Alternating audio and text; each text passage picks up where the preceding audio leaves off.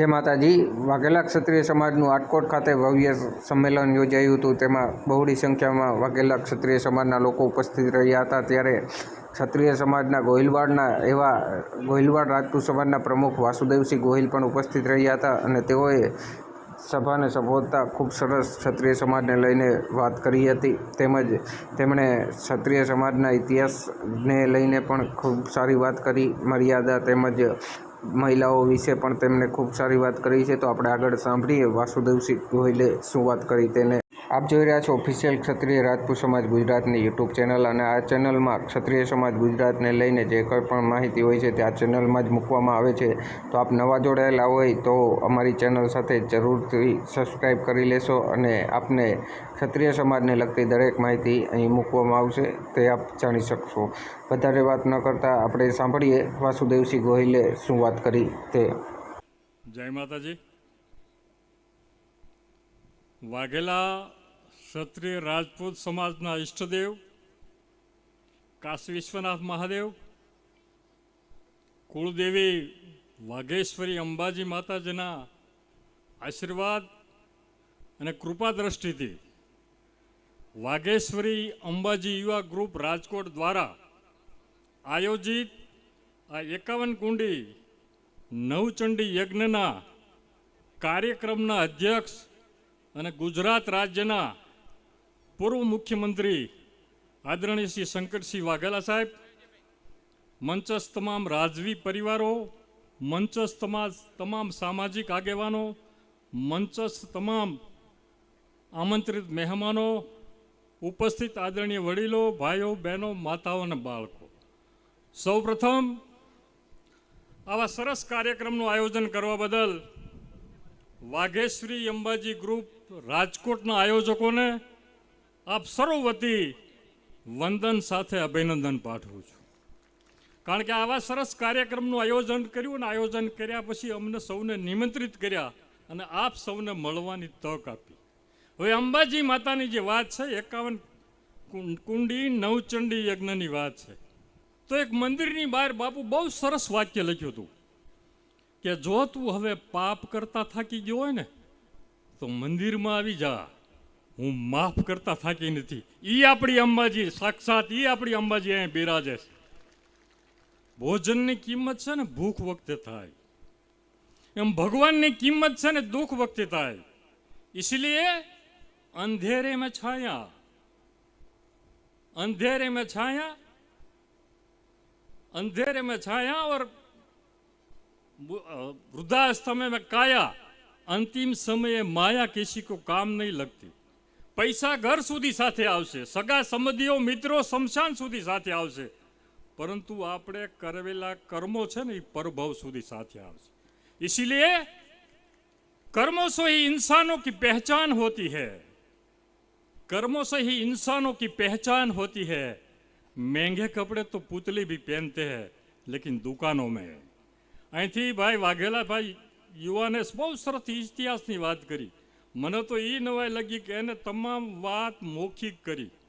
ઇતિહાસવિદને અભિનંદનભાઈ, તેમને યશપાલભાઈ જે કાંઈ નામ હોય, બહુ સરસ વાતો કરી।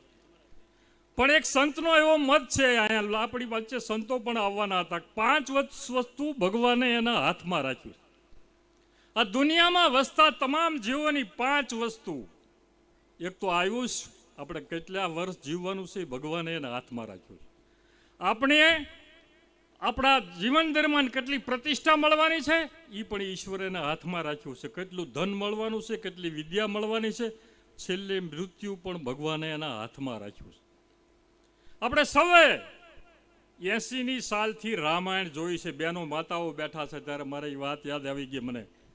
રામાનંદ સાગરની રામાયણ આપણે જોઈ, કોરોના પીરિયડમાં પણ ખૂબ જોઈ, પણ રામાનંદ સાગરે ઘણી બધી રામાયણનો આધાર લઈને રામાયણ આપણી સામે ટીવીમાં રજૂ કરી।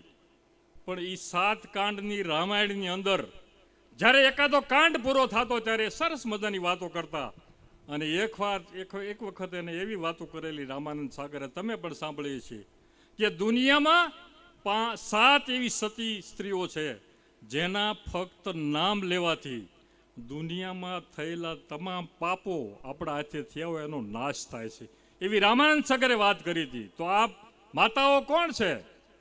તો માતા અનસોયા, માતા અહલ્યા, માતા દ્રૌપદી, માતા સીતા, માતા દમયંતી, માતા તારા અને 2 રાક્ષસ કુળની પણ સતી સ્ત્રી છે. રાવણના પત્ની મંદોદરી અને મેઘનાથના પત્ની સુરોચના. એમ સારા બનતા તો 100 વર્ષ લાગી જાય છે, પણ ખરાબ બનતા 100 સેકન્ડ પણ લાગતી નથી. અરે ધન આપણે સાચવવું પડે છે, જ્યારે ધર્મ છે ને આપણને સાચવે છે. આજનો માણસ સુખી થવા માટે દુઃખી થાય છે. પુણ્યની સુવાસ ધીમે ધીમે પ્રસરે છે, જ્યારે પાપની દુર્ગંધ છે ને વહેલાસર પ્રસરી જાય છે. જેમ કે ખોરાક ખાવાથી શરીર તગડું બને છે, એમ સત્સંગથી જીવ તગડો બને છે. અરે ઔષધિઓ તો શરીરનો રોગ મટાડે છે, જ્યારે સત્સંગ છે ને મનનો રોગ મટાડે. સત્સંગ ભક્તિરૂપી સંપત્તિ સાચવવાની તિજોરી છે. નીતિ માણસને ખોટું કરતા રોકે છે, જ્યારે ધર્મ છે ને એ માણસને સાચું કરવા પ્રેરે છે. સમુદ્ર ઈચ્છતો નથી, છતાં પણ બધી નદીઓ સામે ચાલીને તેને મળવા જાય છે. તેવી રીતે ધાર્મિક અને ચારિત્ર્યવાન માણસ પાસે સુખ અને સંપત્તિ સામે ચાલીને મળે છે. મૃત્યુ સાવ નજીક આવીને બેઠો હોય ને તો મનુષ્ય સ્વભાવ 2 વસ્તુ છોડી શકતી નથી. પુરુષો છે ને એ અહંકાર છોડી શકતા નથી, અને બહેનો અને માતાઓ છે ને અલંકારને છોડી શકતી નથી, અલંકારોને છોડી શકતી નથી. અરે પગમાં કાંટો વાગ્યો હોય ને એ નીકળી જાય ને તો હાલવાની મજા આવે. એકવાર મનમાંથી જો અહંકાર નીકળી જાય તો જિંદગી જીવવાની મજા આવે. સારો માણસ ગોતવા જાશો ને તો આપણે થાકી જશું, પરંતુ માણસમાં સારું શું છે એ ગોતવા જાશું ને તો વહેલાસર નવરા થઈ જશું. કેરી છે ને ફળનો રાજા છે, છતાં પણ કિલોના ભાવે વેચાય છે. જ્યારે શ્રીફળ નંગના ભાવે વેચાય છે. ત્રાજવું વજન માપી શકે, પરંતુ ગુણવત્તા માપી શકતો નથી. સહનશીલતા એ સારો સ્વભાવ નથી, પરંતુ સારા સંસ્કાર છે. સારા સંસ્કાર છે. ચંદનમાં સુગંધ હોય છે, શેરડીમાં રસ હોય છે, એમ નાળિયેરમાં પાણી હોય છે, એમાં ધર્મમાં આ ભક્તિમાં ભગવાન પણ ચોક્કસ હોય છે. નદી, તળાવ કે સરોવરમાં પાણી આવ્યા પછી કાચબા, માછલા, ડેડકા આપ મેળે આવી જાય છે.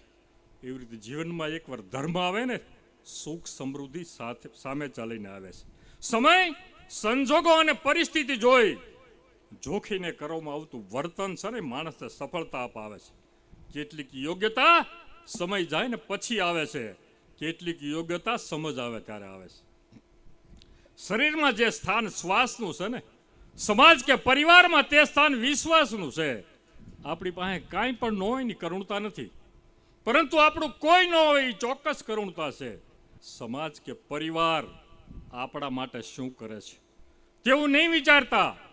સમાજ કે પરિવાર માટે આપણે શું કરી શકીએ, આપણે શું ઉપયોગમાં આવી શકીએ, એવા ઉમદા વિચારો સાથે આ વાઘેશ્વરી યુવા ગ્રુપે જે આવા કાર્યક્રમનું આયોજન કર્યું છે ને, એટલા માટે ફરી વખત તેમને અભિનંદન. શિક્ષણ અને સંસ્કાર વિહીન સમાજ ક્યારે પ્રગતિ કરી શકતો નથી. રાષ્ટ્ર કે સમાજના વિકાસ અને પ્રગતિનો આધાર તેને ભાવિ પેઢીને સક્ષમ અને સંસ્કારી બનાવવાનો શ્રેષ્ઠ કોઈ જો માધ્યમ હોય ને તો સારા વિદ્યા સંકુલો છે. શિક્ષણ વગરનો સમાજ એટલે દાન વગરની ધરા સમાન છે. આજે શિક્ષણનું પ્રમાણ ઘણું બધું વધ્યું છે. ગાયત્રીબાઈએ વાત કરી, શિક્ષણનું પ્રમાણ ઘણું બધું વધ્યું છે સમાજમાં, આવકારદાયક છે. સાથે સાથે સંસ્કારોનું પ્રમાણ ઘટ્યું છે ને એ પીડાદાયક પણ છે. એક નવી પેઢી ઉગી રહી છે, તે કેવી ઉગશે તેની ઉપર આ સમાજનું ભવિષ્ય ઘડાયેલું રહેશે. આજના સંતાનોને સલાહની જરૂર નથી, સાચી સમજણની જરૂર છે. વિદ્યાર્થી જીવન એટલે જિંદગીના ખેતરમાં વાવણીનો સમય છે. વિદ્યાર્થી જીવન એટલે જિંદગીના ખેતરમાં વાવણીનો સમય છે. મનુષ્ય જ્યારે આ ધરતી ઉપર જન્મે છે ને તેનાનું વજન 2.5 થી 3 કિલો જ હોય છે. એ જ મનુષ્યનું જ્યારે આયુષ પૂરું થાય અને આયુષ પુરુષ થયા પછી આપણે સંસ્કૃતિ પ્રમાણે એને અગ્નિદાહ દેવામાં આવે, અને અગ્નિદાહ દીધા પછી કદાચ એની રાખનું વજન કરવામાં આવે ને તો એ 2.5 થી 3 કિલો જ હોય છે. એ પણ 2.5 થી 3 કિલો જ હોય છે. મનુષ્ય જ્યારે જન્મે છે ત્યારે એને પ્રથમ કપડું જે પહેરાવવામાં આવે છે એને ખીચું હોતું નથી. મનુષ્યનું જ્યારે આયુષ પૂરું થયા પછી એનું મૃત્યુ થાય અને મૃત્યુ થયા પછી છેલ્લું જે કપડું પહેરાવવામાં આવે, અંતિમ કપડું, એને પણ ખીચું નથી હોતું. અત્યારના રેડીમેડ પેન્ટ જે મળે છે ને, દરજી તો 2-5 ખીચા જ બનાવે છે, પણ રેડીમેડ પેન્ટમાં 8-10 ખીચા આવે છે. ભલે ખીચા 8-10 આવે પણ ખીચા ભરાતા પછી એ પૈસા આવા સારા કાર્ય માટે વપરાય ને, તો એને પણ વંદન છે. આ વાઘેલા બાપુનું વંદન કે આજનો ખર્ચ જેને ઉપાડ્યો છે. ગાંધીનગર અમદાવાદ સરખેજ હાઈવે રોડ ઉપર મને ચિઠ્ઠી આવી ગઈ છે, બંધ કરો, પણ મારાથી બોલાઈ ગયું તો ચાલુ રાખું 2 minute. Gandhinagar Ahmedabad Sarkhej highway road ઉપર 45 ડિગ્રી સેન્ટીગ્રેડની અંદર પકવાનના 4 રસ્તા ઉપર એક 8 વર્ષનો બાળક ઉઘાડા પગે ભારતના ઝંડા વેચતો હતો. 45 ડિગ્રી સેન્ટીગ્રેડ 2 મહિનાની અંદર આ 45 ડિગ્રી સેન્ટમાં ઉઘાડા પગે એ બાળક જ્યારે ઝંડા વેચતો હતો ત્યારે ત્યાંથી નીકળતા ટ્રાફિક સિગ્નલ જ્યારે લાઇટ થાય ત્યારે ત્યાં નીકળતા નબીરાઓ જે મોંઘી દાટ ગાડીઓ લઈને નીકળતા, ઓડી ટાટા એવી મોંઘી જે ગાડીઓ લઈને નીકળતા ને, એ બાળક પાસે બાર્ગેનિંગ કરતા હતા. એક બાદ 74-75 વર્ષના કાકા નીકળ્યા અને એનું ધ્યાન ગયું બાળક ઉઘાડા પગે આ ઝંડા ભારતના વેચતો હતો. ત્યારે એણે બીજી કાંઈ વાત કર્યા વગર એક શોરૂમમાં જઈને 500 રૂપિયાના બૂટ લઈ આવ્યા. બૂટ લાવ્યા પછી આ બાળકને બૂટ આપે છે. બૂટ લઈને જ્યાં બાળક ઊભા રહે છે ત્યાં બાળકનું ધ્યાન જાય છે અને બાળક સામે કાકાની સામે દોડે છે અને કાકા જે બૂટનું ખોખું લઈને હાથમાં ઉતરે છે ને તેના હાથમાંથી ઝટી લે છે, કારણ કે પોતે જ બૂટ મંગાવ્યા ને એમ બૂટ પહેરી લે છે. બૂટ પહેરી લીધા પછી ટૂંકમાં વાત કરી દઉં તો કાકાનો હાથ પકડે છે અને એમ કહે છે, તમે સાચું કહેજો ભગવાન છો ને, તમે સાચું કહેજો તમે ભગવાન છો ને. કાકા હાથ ઝટી લે છે, ફરી વખત હાથ પકડે છે, તો તમે ભગવાન નથી તો ભગવાનના મિત્ર ચોક્કસ છો. એ કાકા એને એમ પૂછે છે, ક્યાં કારણે તું મને એમ કહે છો ભગવાન છું? ત્યારે બાળકે બહુ સરસ મજાની વાત કરી. એણે એમ કીધું, ગઈ રાતે મને રાતે 12 વાગે 1 વાગે 2 વાગ્યા સુધી નીંદર નહોતી આવી, કારણ કે 45 ડિગ્રી સેન્ટીગ્રેડની અંદર ઉઘાડા પગે રખડતા મારા પગની અંદર પરફોલા પડ્યા હતા, મંભોરા થઈ ગયા હતા, એમાં પાણી ભરાડતું, એની મને પીડા હતી. એટલે મેં ભગવાનને વિનંતી કરી હતી, હે ઈશ્વર, જો દુનિયામાં ખરેખર તું ગરીબનો બેલી હો તો દુનિયાની અંદર કે મારા તારી પાસે કાંઈ જોતું નથી. આ તડકો તું મોકલે છો, ગરમી તારી છે, મને એક જોડ બૂટ અપાવીને ભગવાન, તો તારો ઉપકાર હું ક્યારેય નહીં ભૂલું. તે નાનપણમાં મારા પિતાજીને મારી વચ્ચેથી લઈ લીધા છે. મારી માતા આજ 2-3 મહિનાથી બીમાર છે. મારેથી નાના મારા ભાઈ અને બહેનની જવાબદારી તે મારી માથે નાખી છે. હે ઈશ્વર, મારા તારી પાસે કાંઈ જોતું નથી. હે કાકા, તમે બૂટ લાવ્યા છો ને એટલે હું તમને કહું છું કે તમે ભગવાન છો, ભગવાન નહીં તો ભગવાનના મિત્ર ચોક્કસ છો. કાકા સિંગલ પડી જાય છે, છોકરો દોડીને ઝંડા વેચવા જાય છે, કાકા બેઠા બેઠા વિચાર કરે છે, 500 રૂપિયામાં ભગવાન ન બની શકાય પણ ભગવાનના મિત્ર ચોક્કસ બની શકાય. અસ્તુ આયોજકે અમને ટાઈમ આપ્યો, ચિઠ્ઠી પણ મોકલી, ખૂબ ખૂબ આભાર. વધારે મોડું થઈ ગયું તો માફ કરજો, વાત થઈ ગઈ વધારે. જય હિન્દ, જય માતાજી.